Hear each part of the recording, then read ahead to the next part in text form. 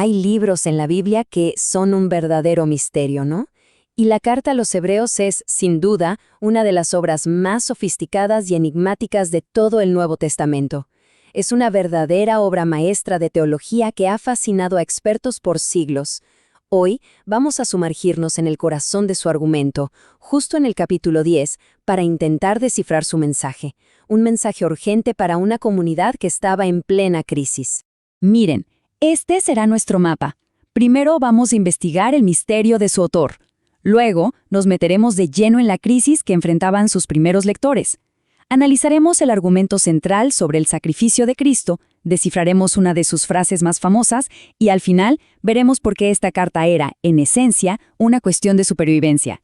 Muy bien, empecemos. El primer gran enigma de Hebreos es que su autor nunca se identifica. A ver, piensen en las cartas de Pablo. Siempre empiezan con un saludo personal, ¿cierto?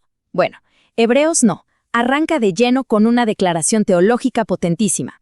Y esta es la pregunta del millón, la que ha desconcertado a todo el mundo por casi 2000 años. Es que el nivel de griego que usa es el más pulido y elocuente de todo el Nuevo Testamento. Lo que nos da pistas, claro, pero a la vez hace el misterio todavía más profundo. ¿Quién podría haber escrito algo así? La lista de sospechosos, por así decirlo, es larga. La tradición por mucho tiempo dijo que fue Pablo, pero la verdad es que el estilo es muy diferente. Se ha propuesto a Bernabé, a Apolos, que la Biblia describe como un hombre elocuente y experto en las Escrituras, e incluso a Priscila. Pero lo más interesante de todo esto es la conclusión final. Hoy en día, la mayoría de los expertos coinciden con un teólogo muy antiguo, Orígenes de Alejandría, que en el siglo III dijo algo genial. ¿Quién escribió la epístola? En verdad, solo Dios lo sabe. Ahora, para entender el mensaje de Hebreos, es fundamental que entendamos a quiénes se dirigía. Esto no es un tratado de teología abstracto, para nada. Era una intervención de emergencia para una comunidad que estaba al borde del colapso. Esta línea de tiempo nos pone en uno de los periodos más turbulentos de la historia. La carta fue escrita casi seguro antes del año 70, porque habla de los sacrificios del templo como si todavía estuvieran ocurriendo. Esto significa que sus lectores vivían bajo una presión tremenda, con la persecución romana por un lado y una guerra terrible en Judea por el otro. Un panorama muy complicado. Aquí se resume la situación. La audiencia eran judeocristianos, probablemente ya de una segunda generación, y enfrentaban una doble presión. Por fuera, la hostilidad del Imperio Romano y la marginación de sus propios compatriotas judíos. Y por dentro, una crisis de cansancio espiritual, de agotamiento y la tentación de volver a lo conocido, a la aparente seguridad del judaísmo tradicional. El autor escribe para evitarlo a toda costa. Y así llegamos al corazón teológico de la carta. Para convencer a su audiencia de no dar un paso atrás, el autor construye un argumento demoledor sobre por qué el sacrificio de Cristo es superior y sobre todo definitivo. Esta comparación es simplemente brillante.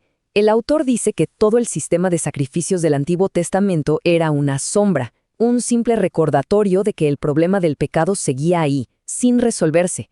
En cambio, el sacrificio de Cristo es la realidad. No se necesita repetir, porque fue perfecto y definitivo. Y ojo con este detalle final. Los sacerdotes siempre estaban de pie, porque su trabajo nunca terminaba. Cristo, en cambio, se sentó. Esta frase lo resume todo. El hecho de que se sentara es un símbolo poderoso de una obra terminada, de una victoria total. El punto clave aquí es que no se necesita nada más. El sacrificio fue completo, y la salvación está asegurada por esa única ofrenda. No hay más que hacer. El número es clave. 1. Una sola ofrenda. Con esa única acción, Cristo perfeccionó para siempre a los que creen. Para esta comunidad que estaba tentada a volver a los rituales repetitivos, el mensaje era clarísimo. La salvación no está en peligro. No depende de más sacrificios. La obra ya está hecha. Bueno, partiendo de esta seguridad, el autor pasa de la teología a la práctica.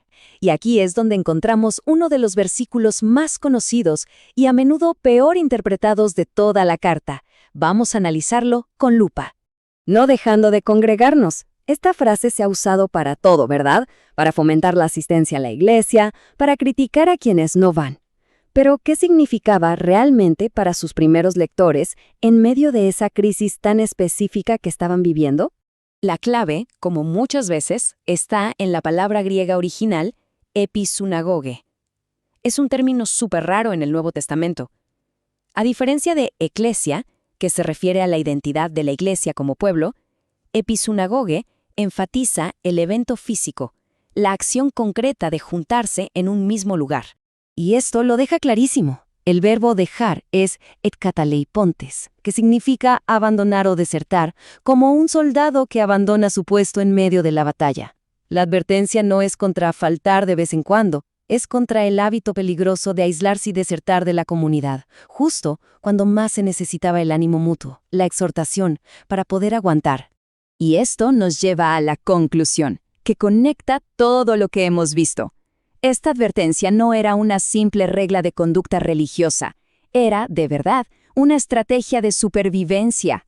Porque, ¿cuál era aquel día que se acerca? Para los lectores originales, la referencia más inmediata no era un futuro lejano y abstracto, era el juicio que estaba a punto de caer sobre Jerusalén.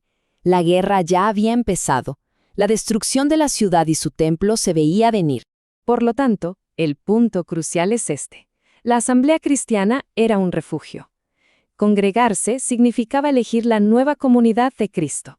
Abandonar esa asamblea para volver al judaísmo era como buscar seguridad en un barco que se estaba hundiendo.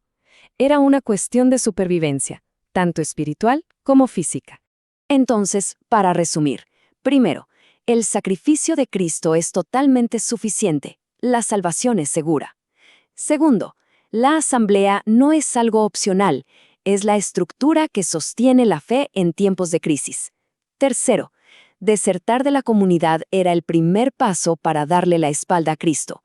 Y cuarto, el llamado a congregarse tenía una urgencia histórica y de vida o muerte para sus primeros lectores. Y esto nos deja con una pregunta final para reflexionar.